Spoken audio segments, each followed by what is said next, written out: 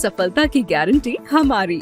SSC में selection की guarantee भी हमारी और सफलता ना मिलने पर रिफंड की गारंटी भी अब हमारी। जी हाँ, बायजूस एग्जाम प्रेप आपको दे रहा है एसएससी एग्जाम में सफलता की गारंटी। तो देर ना करें, आज ही हमारे ऑनलाइन क्लासरूम प्रोग्राम में एनरोल करें और एसएससी एग्जाम में अपनी सफलता की गारंटी पाएं, वरना पैसे वापस। Terms and conditions apply. Video सबसे पहला क्वेश्चन है दोस्तों, गैसोहल पर्यावरण मित्र ईंधन है जो खाली स्थान के मिश्रण से बनता है। इनमें से आपको बताना है कि जो गैसोहल पर्यावरण मित्र ईंधन है वो किसके मिश्रण से बनता है। इसका राइट आंसर हो जाएगा दोस्तों ऑप्शन नंबर बी, यानी पेट्रोल तथा इथेनॉल। जो गैसोहॉल होता है वो पर्यावरण मित्र ईंधन है जो पेट्रोल तथा इथेनॉल के मिश्रण से बनता है। चलिए अगला क्वेश्चन देखते हैं दोस्तों, निम्न में से कौन अम्ल वर्षा से सबसे ज़्यादा प्रभावित होता है। चार ऑप्शन है आपके पास, बताना है कि इनमें से कौन सबसे ज़्यादा अम्ल वर्षा से प्रभावित होता है। इसका राइट आंसर हो जाएगा दोस्तों ऑप्शन नंबर बी, यानी मछली, फिश। अम्ल वर्षा, जो कि अम्ल वर्षा में सल्फ्यूरिक अम्ल की मात्रा नाइट्रिक अम्ल की अपेक्षा अधिक होती है। अम्ल वर्षा से तालाबों की मछलियों की संख्या घट जाती है। अम्ल वर्षा के प्रभाव से तालाबों के पीएच मान कम होने से मछलियां मरने लगती हैं तथा इनके अंडों से बच्चे नहीं निकल पाते हैं। चलिए अगला क्वेश्चन देख लेते हैं, मवेशियों में अर्गोटिज्म रोग होता है। चार ऑप्शन है, आपको बताना है कि इनमें से किस मवेशियों में अर्गोटिज्म रोग किसके द्वारा होता है। तो इसका राइट आंसर हो जाएगा ऑप्शन नंबर सी, यानी कवक द्वारा। जो मवेशियों में अर्गोटिज्म रोग होता है नामक कवक द्वारा होता है। इस रोग में मवेशी खाना बंद कर देता है और सुस्त हो जाता है। चलिए अगला क्वेश्चन देख लेते हैं, गले का सजर्म दाह का कारण है। चार ऑप्शन है आपके पास, बताना है कि गले का सजर्म दाह का कारण क्या है। तो इसका राइट आंसर हो जाएगा दोस्तों ऑप्शन नंबर ए, यानी जीवाणु। गले में जीवाणु के कारण दाह होता है जिससे गले में जलन होती है। इस रोग के होने से खाना खाने में परेशानी होती है। चलिए अगला क्वेश्चन देख लेते हैं दोस्तों, निम्नलिखित में से किस जोड़े का गलत मिलान हुआ है। इनमें से आपको बताना है कि कौन सा गलत मिलान है। इसके राइट आंसर बात करें दोस्तों, इसका राइट आंसर हो जाएगा ऑप्शन नंबर डी, यानी पीलिया गला। आपको बता दें कि जो इंसेफेलाइटिस होता है वो मस्तिष्क में होता है और बृहदान्त होता है वो कोलन में, शोथ कोलन में होता है, और हेपेटाइटिस जो होता है यकृत में होता है। लेकिन पीलिया जो होता है वो भी एक गला में नहीं होता है, पीलिया भी किस में होता है, तो यकृत में होता है। आगे देख लेते हैं दोस्तों, आप सभी के लिए एक हमने गणित के 500 प्लस प्रश्नों का एक ई बुक तैयार करवाया है जो कि स्पेशली सुपर गेस क्वेश्चन है ग्रुप डी के लिए, जो कि आपका आने वाला एग्जाम है ग्रुप डी, उसके लिए मोस्ट इम्पॉर्टेंट 500 प्लस प्रश्नों का एक ई बुक है जो कि संपूर्ण हल ट्रिक के साथ बताया गया है दोस्तों। तो आप इसे ज़रूर से ज़रूर ले लीजिएगा। इसका लिंक आपको डिस्क्रिप्शन बॉक्स में मिल जाएगा जहां से आप इसे आसानी से ले सकते हैं। इसके अलावा एक और हमारा ई बुक है 70 प्लस महत्वपूर्ण टॉपिक का। कोई भी ऐसा टॉपिक नहीं होगा दोस्तों जो इस ई बुक में आपको न मिल जाए। All in one E book है ये, जो कि 70 प्लस महत्वपूर्ण टॉपिक है। सारे के सारे टॉपिक विथ डिटेल के साथ आपको इसमें मिल जाएंगे। आप इसे भी ले लीजिएगा, ज़रूर से ज़रूर ले लीजिएगा। इसका भी लिंक डिस्क्रिप्शन बॉक्स में है, लेकर आप तैयारी ज़रूर शुरू कर दीजिए। अगला क्वेश्चन देख लेते हैं, संक्रमणीय बीमारी जैसे कॉलरा को फैलने से रोकने के लिए क्या ज़रूरी है। इनमें से आपको बनाना है जो संक्रमणीय बीमारी कॉलरा हो जाता है उसे फैलने से रोकने के लिए क्या सुरक्षा उपाय करना चाहिए। तो इसका राइट आंसर हो जाएगा ऑप्शन नंबर सी, यानी लोगों को शिक्षित करें कि उबला हुआ पानी पिए और खुला खाना न खाएं। कॉलरा, जिसे हम हैजा भी कहते हैं, यह एक संक्रमणीय बीमारियों से बचने के लिए लोगों को शिक्षित करें, उबला हुआ पानी पिए और खुला खाना ना खाएं। चलिए अगला क्वेश्चन देख लेते हैं, चेचक के टीके की खोज सर्वप्रथम किसने की थी। मोस्ट इंपॉर्टेंट ये क्वेश्चन है दोस्तों एंड मोस्ट रिपीटेड भी है। आपको बताना है कि जो चेचक के टीके की खोज सर्वप्रथम किसने की थी। तो इसका राइट आंसर हो जाएगा दोस्तों ऑप्शन नंबर सी, यानी एडवर्ड जेनर के द्वारा सर्वप्रथम चेचक के टीके की खोज की गई थी। इस टीके के प्रयोग से भारत में चेचक का उन्मूलन हो गया था। चलिए अगला क्वेश्चन देख लेते हैं, इंसुलिन की खोज किसने की थी। इनमें से बताना है कि इंसुलिन की खोज किसने की थी। इसका राइट आंसर हो जाएगा दोस्तों ऑप्शन नंबर ए यानी बेंटिक ने। इंसुलिन की खोज पॉल बेंटिक ने की थी। इसकी कमी से मधुमेह नामक रोग हो जाता है। चलिए अगला क्वेश्चन देख लेते हैं। निम्नलिखित में से कौन सा सही है? 4 ऑप्शन है, आपके पास बताना है कि इनमें से कौन सा सही है। तो इसका राइट आंसर हो जाएगा ऑप्शन नंबर बी यानी मधुमेह इसकी कमी के कारण होता है। तो इंसुलिन की कमी के कारण होता है। इंसुलिन की कमी से चीनी का अवशोषण नहीं हो पाता और मूत्र मार्ग से यह बाहर निकल जाता है। अगला क्वेश्चन देख लेते हैं दोस्तों। एलर्जी प्रतिक्रिया के कारण उत्पन्न रोग है। इनमें से बताना है कि जो एलर्जी प्रतिक्रिया के कारण कौन सा रोग उत्पन्न हो जाता है। तो इसका राइट आंसर हो जाएगा ऑप्शन नंबर ए यानी दमा अस्थमा नामक रोग एलर्जी की प्रतिक्रिया के कारण उत्पन्न होता है। यह नाक एवं श्वास नली को प्रभावित करता है। चलिए अगला क्वेश्चन देख लेते हैं। वीडॉल टेस्ट का उपयोग किसकी जांच के लिए किया जाता है? 4 ऑप्शन है आपके पास, बताना है कि जो वीडॉल टेस्ट का उपयोग किसकी जांच के लिए किया जाता है। इसका राइट आंसर हो जाएगा ऑप्शन नंबर बी यानी टाइफाइड। जो टाइफाइड के परीक्षण के लिए वीडॉल टेस्ट का उपयोग किया जाता है दोस्तों। चलिए अगला क्वेश्चन देख लेते हैं। किसके दंश के कारण मलेरिया होता है? आपको बताना है कि कौन से मच्छर के काटने से मलेरिया नामक रोग हो जाता है। तो इसका राइट आंसर हो जाएगा ऑप्शन नंबर ए यानी मादा एनाफिलीज। मलेरिया जो नामक बुखार और मादा एनाफिलीज के दंश के कारण होता है। मलेरिया का वास्तविक परजीवी प्लाज्मोडियम नामक प्रोटोजोआ है। मादा एनाफिलीज रोग वाहक का कार्य करती है। अगला क्वेश्चन देख लें। प्लाज्मोडियम जर्म्स किसकी उत्पत्ति करते हैं? इनमें से आपको बताना है जो प्लाज्मोडियम जर्म्स किसकी उत्पत्ति करते हैं। तो इसका राइट आंसर हो जाएगा ऑप्शन नंबर ए यानी मलेरिया का। जो प्लाज्मोडियम जर्म्स होते हैं वो मलेरिया बुखार उत्पन्न करते हैं। हैजा जीवाणु द्वारा तथा सोने की बीमारी ट्रिपैनोसोमा नामक जंतु द्वारा होता है। चलिए अगला क्वेश्चन देख लेते हैं। जो मच्छर शीत ज्वर के परजीवी को संप्रेषित करता है वह है। आपको बताना है कि कौन सा मच्छर शीत ज्वर के परजीवी को संप्रेषित करता है। तो इसका राइट आंसर हो जाएगा ऑप्शन नंबर सी यानी स्त्री एनोफिलीज।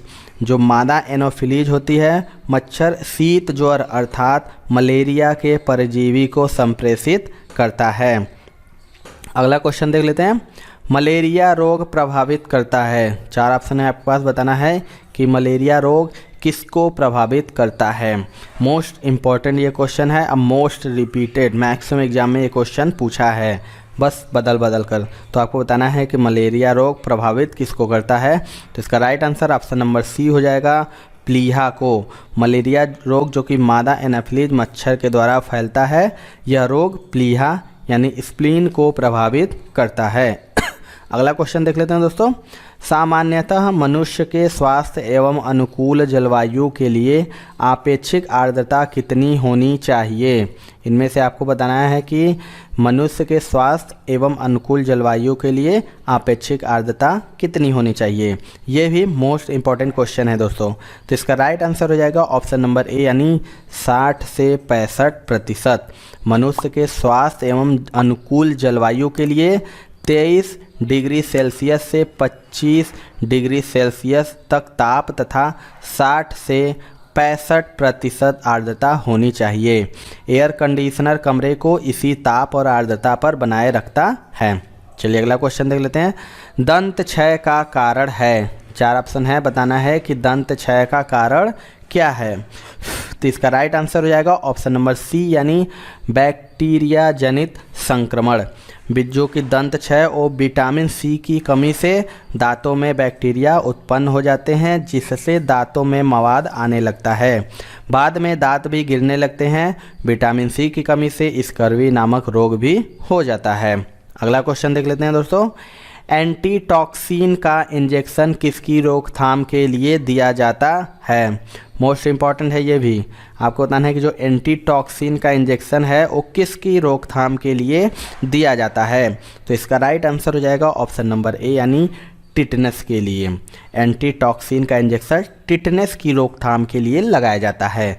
टिटनस जो कि क्लॉस्ट्रिडियम टेटनी नामक जीवाणु से होता है। इस रोग के जीवाणु घाव से होकर शरीर में प्रवेश करते हैं। अगला क्वेश्चन देख लेते हैं दोस्तों। निम्नांकित में से कौन सा कथन गलत है? 4 ऑप्शन है दिया है, आपको बताना है इनमें से कौन सा कथन गलत है। तो इसका राइट आंसर हो जाएगा ऑप्शन नंबर डी, यानी हेनरी कैवेंडिश ने ऑक्सीजन की खोज की थी। तो बता दें कि ऑक्सीजन की खोज सर्वप्रथम सीले नामक वैज्ञानिक ने किया था। और कब किया था? तो 1872 ईस्वी में। रोनाल्ड रॉस की बात करें इनकी दोस्तों, तो इन्होंने मलेरिया के कारण की खोज की थी। और वास्को डी गामा की बात करें तो भारत का समुद्री मार्ग खोजा था। एडवर्ड जेनर ने चेचक का टीका खोजा था। अगला क्वेश्चन देख लेते हैं। कौन सा रोग ठीक नहीं किया जा सकता? मोस्ट इम्पॉर्टेंट ये भी क्वेश्चन है, मैक्सिमम एग्जाम में ये रिपीट होता है। आपको बताना है कि इनमें से कौन सा रोग ठीक नहीं किया जा सकता। इसका राइट आंसर हो जाएगा दोस्तों ऑप्शन नंबर ए, यानी कलर ब्लाइंडनेस। कलर ब्लाइंडनेस जो कि आनुवांशिक रोग है जिसे ठीक नहीं किया जा सकता। इस रोग में रोगी लाल एवं हरे रंग को नहीं पहचान पाता। इस रोग को लाल हरा अंधापन भी कहते हैं। अगला क्वेश्चन देख लेते हैं। निम्नलिखित में से किस रोग का संबंध गंभीर रूप से सोच एवं याददाश्त के खोने से है? 4 ऑप्शन है, आपके पास बताना है कि कौन सा रोग गंभीर रूप से सोच एवं याददाश्त के खोने से है। तो इसका राइट आंसर हो जाएगा ऑप्शन नंबर बी, यानी अल्जाइमर रोग। अल्जाइमर रोग में मनुष्य की सोच और याददाश्त शक्ति खो जाती है। सामान्यतः यह रोग वृद्धावस्था में होता है। अगला क्वेश्चन चलिए देख लेते हैं। निम्न में से कौन स्ट्रोक के खतरे के लिए एक गौण कारण है? 4 ऑप्शन है, आपके पास बताना है कि कौन स्ट्रोक के खतरे के लिए एक गौण कारण है। तो इसका राइट आंसर हो जाएगा ऑप्शन नंबर सी, यानी डायबिटीज। स्ट्रोक से खतरे के लिए मुख्य कारक उच्च रक्तचाप, शारीरिक अक्रियता एवं धूम्रपान इत्यादि है। डायबिटीज इसका गौण कारक है। अगला क्वेश्चन देख लेते हैं दोस्तों। ऑन्कोलॉजी किसका अध्ययन है? 4 ऑप्शन है, आपके पास बताना है कि ऑन्कोलॉजी किसका अध्ययन है। इसका राइट आंसर हो जाएगा ऑप्शन नंबर बी, यानी कैंसर का। ऑन्कोलॉजी जीव विज्ञान की वह शाखा है जिसमें कैंसर का अध्ययन किया जाता है। कैंसर में ऑन्कोजेंस का परिवर्धन होता है। अगला क्वेश्चन देख लेते हैं दोस्तों। एवियन इन्फ्लुएंजा यानी बर्ड फ्लू विषाणु को निम्न में से निरूपित किया जाता है। आपको बताना है कि जो बर्ड फ्लू होता है इनमें से किसके द्वारा निरूपित किया जाता है। तो इसका राइट आंसर हो जाएगा दोस्तों ऑप्शन नंबर डी, यानी H5N1। बर्ड फ्लू जो कि एक प्रकार का विषाणु जनित रोग है जो मुर्गियों में होता है। इसका विषाणु H5N1 है। बर्ड फ्लू का मुख्य कारक इन्फ्लुएंजा वायरस होता है। अगला क्वेश्चन देख लेते हैं दोस्तों। लास्ट क्वेश्चन है, पेचिस रोग के लिए उत्तरदायी प्रोटोजोआ है। इनमें से बताना है कि जो पेचिस रोग के लिए कौन सा उत्तरदायी प्रोटोजोआ है। तो इसका राइट आंसर हो जाएगा ऑप्शन नंबर ए, यानी एंट अमीबा। एंट अमीबा प्रोटोजोआ समुदाय का सूक्ष्म जीव है जिसकी संक्रमित अवस्था ट्रोफोजाइट कहलाती है। यह मनुष्य के कोलोन में पाया जाता है। पेचिस रोग एंट अमीबा हिस्टोटिलिका द्वारा फैलता है।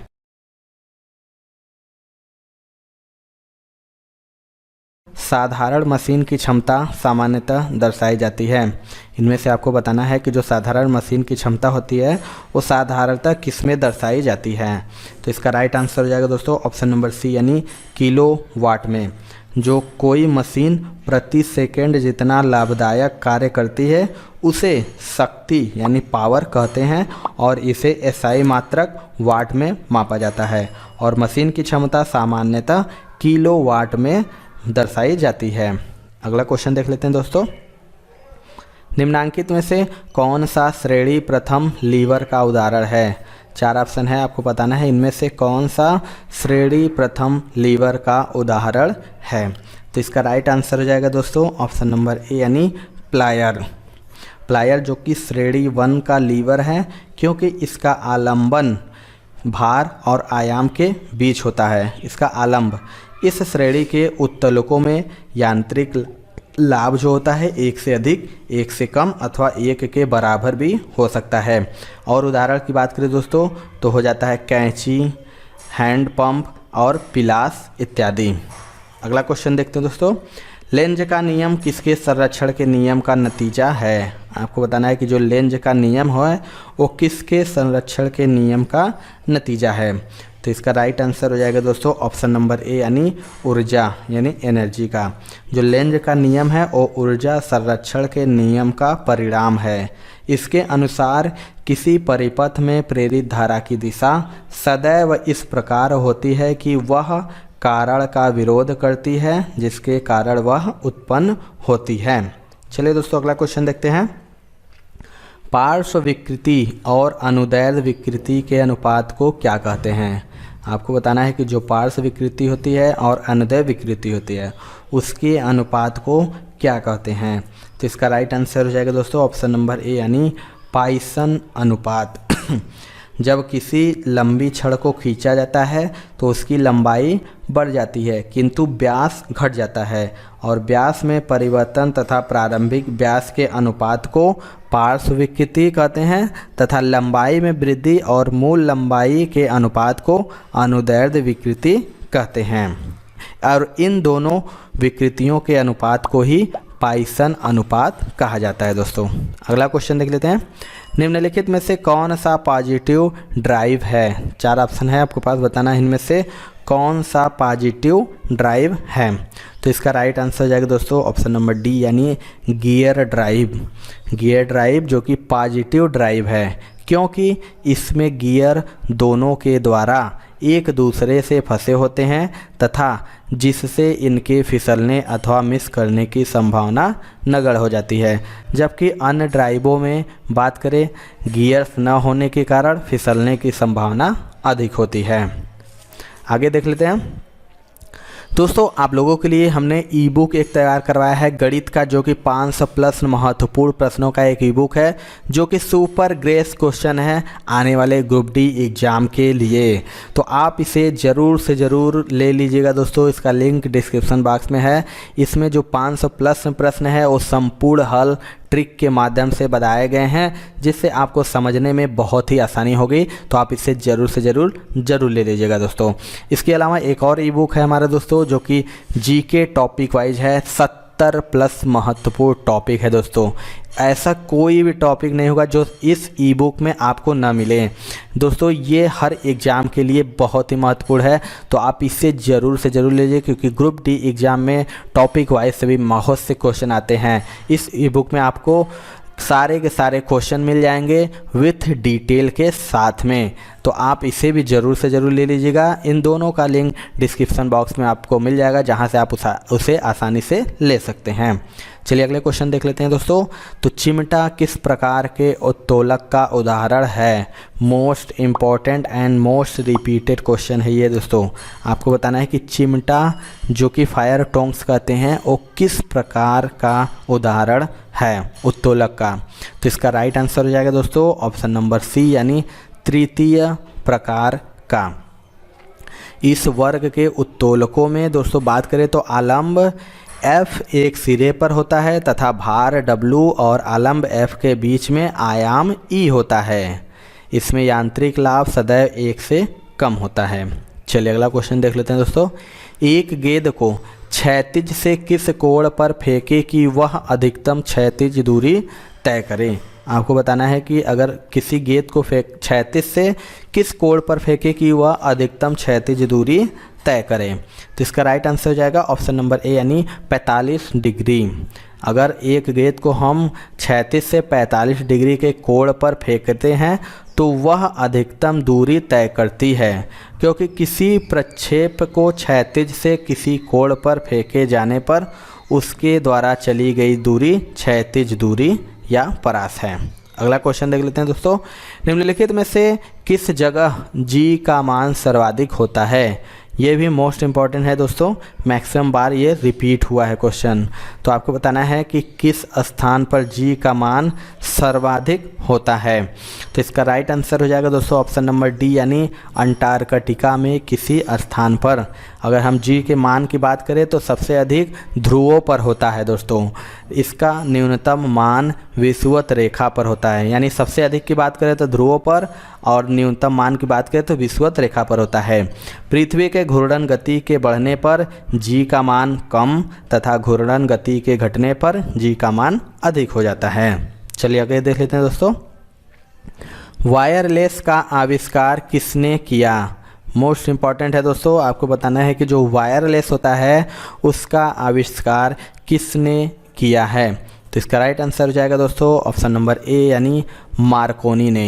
इनकी बात करें तो यह इटली के वैज्ञानिक है। मार्कोनी को वायरलेस टेलीग्राफी के विकास में किए गए उनके योगदान हेतु 1909 में भौतिकी के नोबेल पुरस्कार से भी सम्मानित किया गया है दोस्तों, इस बात को याद रखिएगा।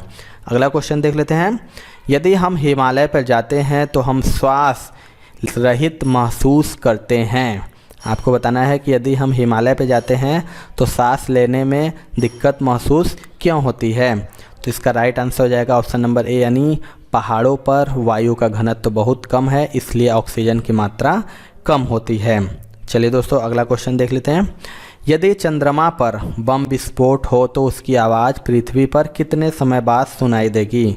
आपको बताना है कि अगर चंद्रमा पे बम विस्फोट हो जाए तो उसकी आवाज़ हमें पृथ्वी पर कितनी देर बाद सुनाई देगी। तो इसका राइट आंसर हो जाएगा दोस्तों ऑप्शन नंबर डी यानी इनमें से कोई नहीं। आपको बता दें कि ध्वनि का संचरण वायु के माध्यम से होता है। चंद्रमा और पृथ्वी के बीच में निर्वात है, अतः चंद्रमा पर होने वाले किसी भी विस्फोट की आवाज़ पृथ्वी पर नहीं सुनाई देगी। अगला क्वेश्चन देख लेते हैं दोस्तों। हिमपात होता है जब, आपको बताना है कि हिमपात कब होता है। तो इसका राइट आंसर हो जाएगा ऑप्शन नंबर सी यानी हवा और ओस बिंदु हिमांक से कम हो। जब वायु का तापक्रम घटकर हिमांक से कम हो जाता है तब वायु में उपस्थित आर्द्रता हिम में बदल जाती है और हिमपात होता है। अगला क्वेश्चन देख लेते हैं दोस्तों। किस प्रकार के रेल इंजन की दक्षता सर्वाधिक होती है। आपको बताना है इनमें से किस प्रकार की रेल इंजन की दक्षता सर्वाधिक होती है। तो इसका राइट आंसर हो जाएगा ऑप्शन नंबर सी यानी विद्युत इलेक्ट्रिसिटी। विद्युत रेल इंजन की दक्षता जो होती है सर्वाधिक होती है और रेल इंजनों की दक्षता घटते क्रम में अगर हम बात करें तो सबसे पहले विद्युत इंजन का हो जाएगा, उसके बाद पेट्रोल इंजन का हो जाता है, उसके बाद डीजल इंजन का हो जाता है और सबसे कम में लास्ट भाप इंजन का हो जाता है। चलिए अगला क्वेश्चन देख लेते हैं दोस्तों। बहुत छोटे समय को मापने के लिए किस घड़ी का प्रयोग किया जाता है। आपको बताना है इनमें से बहुत छोटे समय के लिए मापने के लिए किस घड़ी का उपयोग यानी प्रयोग किया जाता है। तो इसका राइट आंसर हो जाएगा ऑप्शन नंबर बी यानी आणविक घड़ी का बहुत छोटे समय को मापने के लिए आणविक घड़ी का प्रयोग किया जाता है। अगला क्वेश्चन की बात करें दोस्तों तो समुद्री पानी में जहाज नदी के पानी की अपेक्षा आसानी से तैरता है क्यों। बहुत ही अच्छा क्वेश्चन है, मोस्ट इम्पॉर्टेंट ये भी क्वेश्चन है दोस्तों कि जो समुद्री पानी में जहाज नदी की पानी की अपेक्षा आसानी से तैरता है क्यों। तो इसका राइट आंसर हो जाएगा ऑप्शन नंबर डी यानी समुद्र के पानी का जो घनत्व होता है वो अधिक होता है, इसीलिए नदी के पानी के घनत्व से अधिक होता है, इसलिए समुद्र में पानी में जहाज आसानी से चलता है। यह बल वस्तुओं द्वारा हटाए गए द्रव के गुरुत्व केंद्र पर कार्य करता है जिसे उत्प्लावन केंद्र भी कहते हैं। अगला क्वेश्चन देख लेते हैं दोस्तों। घर के बिजली का बिल किसके आधार पर आता है। ये तो सभी को पता होना चाहिए दोस्तों कि जो हमारे घरों में बिजली का बिल किसके आधार पर आता है। तो इसका राइट आंसर हो जाएगा ऑप्शन नंबर सी यानी वाट। जो बिजली का बिल होता है वाट घंटा की इकाई पे आधार पर लिया जाता है। चलिए अगला क्वेश्चन देख लेते हैं। यदि रबर की एक डोरी की लंबाई में वृद्धि दूनी कर दी जाए तो विकृति। चार ऑप्शन है आपके पास, बताना है कि यदि रबर की एक डोरी की लंबाई में वृद्धि दूनी कर दी जाए तो विकृति क्या होगी। तो इसका आंसर हो जाएगा ऑप्शन नंबर बी यानी दोगुनी हो जाएगी। यदि लंबाई में होने वाली वृद्धि और प्रारंभिक लंबाई के अनुपात को विकृति कहते हैं, अतः लंबाई में होने वाली वृद्धि दूनी होने पर विकृति भी दूनी हो जाएगी। आगे देख लेते हैं। धूप में उपयोग होने वाले छाते के रंग होने चाहिए। आपको बताना है जो धूप में उपयोग होते हैं छाते का रंग किस प्रकार का होना चाहिए। तो इसका राइट आंसर हो जाएगा ऑप्शन नंबर बी, यानी ऊपर सफ़ेद और भीतर की ओर काला। तो धूप में जो उपयोग होने वाले छाते का रंग होता है ऊपर सफ़ेद तथा भीतर की ओर काला होना चाहिए, जिससे मनुष्य को धूप का प्रभाव कम से कम हो सके। अगला क्वेश्चन देख लेते हैं।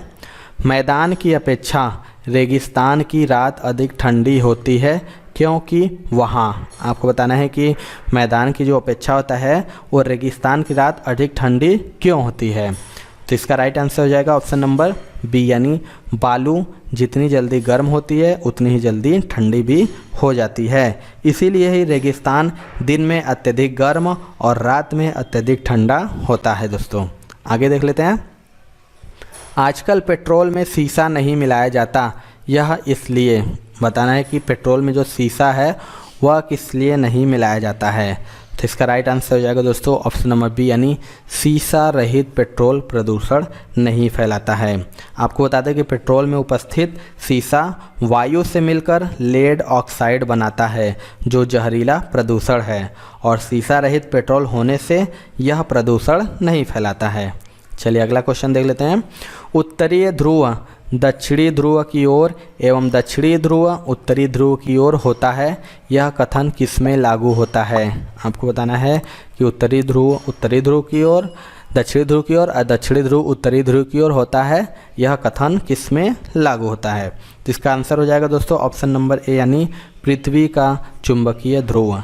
पृथ्वी का उत्तरी ध्रुव दक्षिण की ओर तथा दक्षिणी ध्रुव उत्तर की ओर होता है, यह कथन पृथ्वी के चुंबकीय ध्रुव के संदर्भ में कहा गया है। अगला क्वेश्चन देख लेते हैं दोस्तों। यदि प्रक्षेप के वेग को दोगुना कर दिया जाए तो उसका अधिकतम परास कितना होगा। आपको बताना है जो प्रक्षेप के वेग को दोगुना कर दिया जाए तो उसका अधिकतम परास कितना होगा। तो इसका राइट आंसर हो जाएगा ऑप्शन नंबर बी, यानी 4 गुना। यदि हम प्रक्षेप के वेग को दोगुना कर दें तो उसका परास भी 4 गुना हो जाएगा। अगला क्वेश्चन देख लेते हैं। प्रक्षेप्य का पथ होता है, आपको बताना है कि प्रक्षेप का जो पथ होता है वो कैसा होता है। तो इसका राइट आंसर हो जाएगा दोस्तों ऑप्शन नंबर बी, यानी परवलय। जो वायु में प्रक्षेप किया गया प्रक्षेप पर पृथ्वी का गुरुत्वाकर्षण बल नीचे की तरफ काम करता रहता है, जिसके कारण प्रक्षेप लगातार नीचे की तरफ आता जाता है और परवलयाकार पथ बनाता है, परंतु ऊर्ध्वाधर नीचे या ऊपर फेंका गया प्रक्षेप परवलयाकार नहीं बनाता है। चलिए दोस्तों अगला क्वेश्चन देख लेते हैं। 1000 वाट बराबर है, ये भी मोस्ट इम्पॉर्टेंट है दोस्तों। आपको बताना है 1000 वाट किसके बराबर है। तो इसका भी राइट आंसर हो जाएगा ऑप्शन नंबर बी, यानी 1.341 अश्व शक्ति के बराबर। 1000 वाट जो कि 1 किलोवाट के तथा 1 किलोवाट बराबर होता है 1.341 अश्व शक्ति के। चलिए अगला क्वेश्चन देख लेते हैं दोस्तों। निम्नलिखित में से कौन सी भौतिक राशि है जो मात्रा में वृद्धि के बाद भी अप्रभावित रहती है। आपको बताना है इनमें से कौन सी वो भौतिक राशि है जो मात्रा में वृद्धि के बाद भी अप्रभावित रहती है। तो इसका राइट आंसर हो जाएगा ऑप्शन नंबर डी, यानी घनत्व। घनत्व ही वह भौतिक राशि है जिस पर मात्रा में वृद्धि पर कोई प्रभाव नहीं पड़ता है, क्योंकि पदार्थ की मात्रा में वृद्धि से आयतन, भार तथा द्रव्यमान बदल जाता है, जबकि पदार्थ का घनत्व नहीं बदलता है।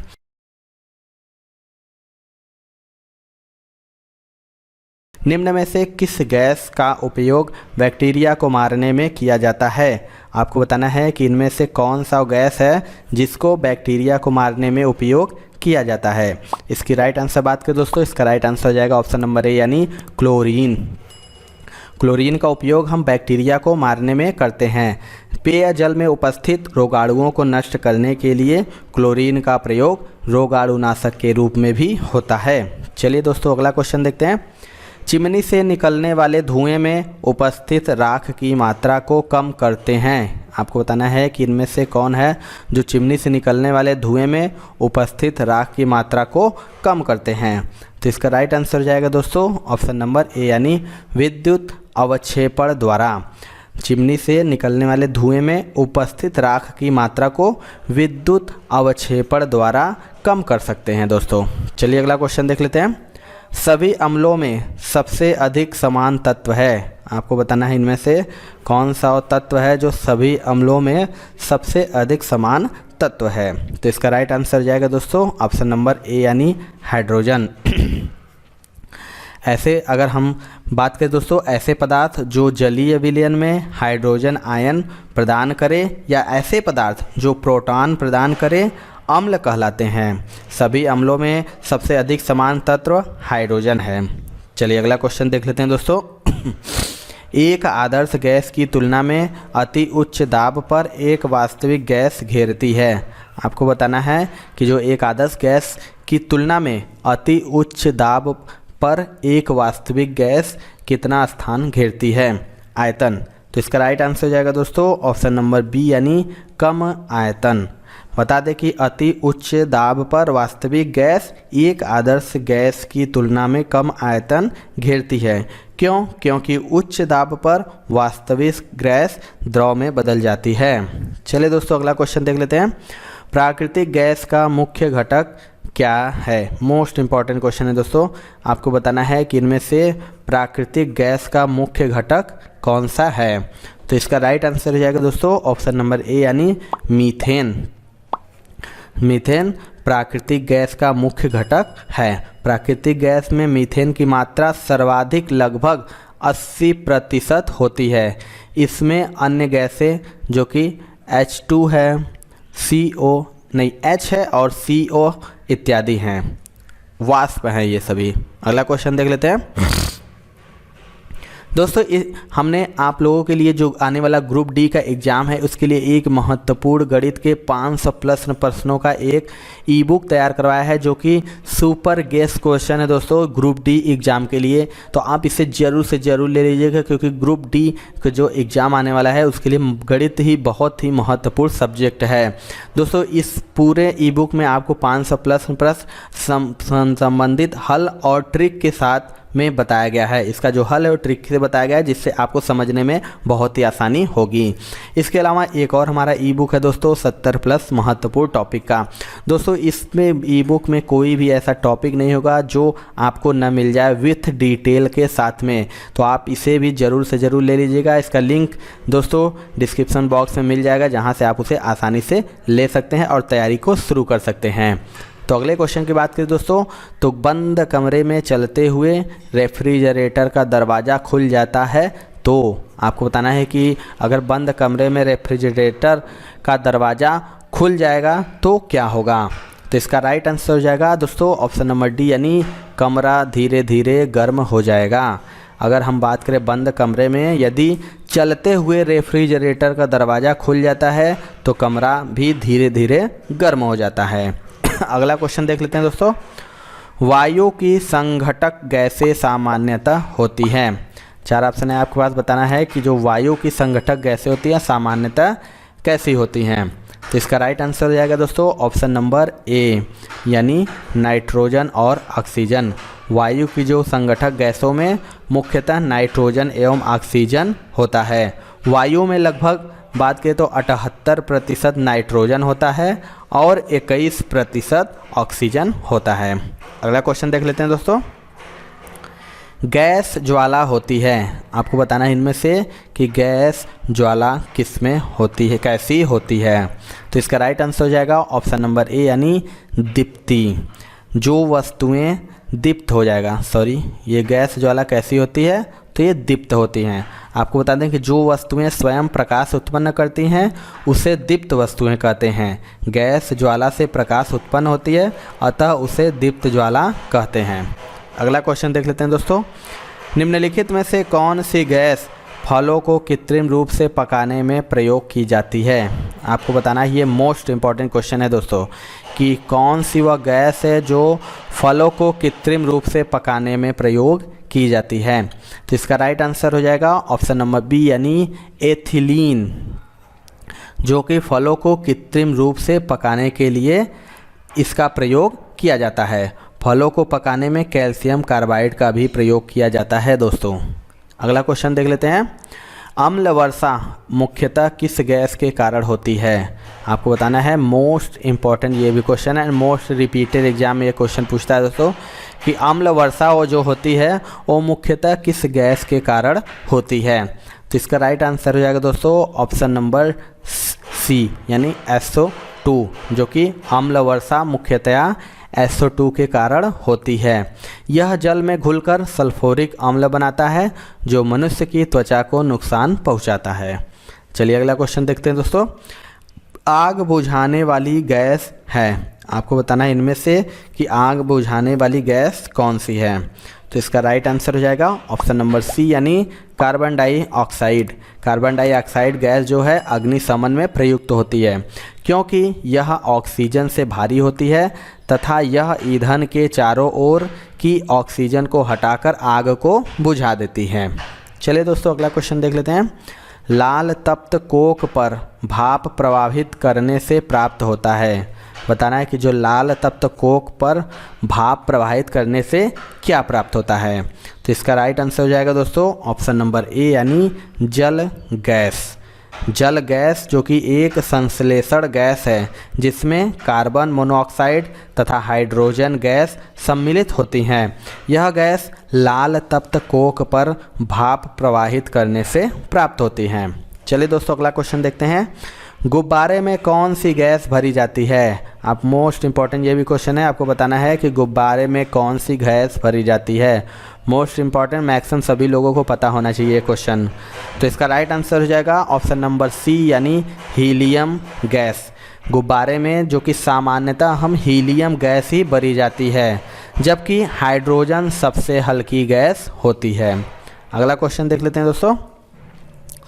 दो गुब्बारों को हाइड्रोजन तथा हीलियम के समान ग्राम अणुओं में भरा जाता है।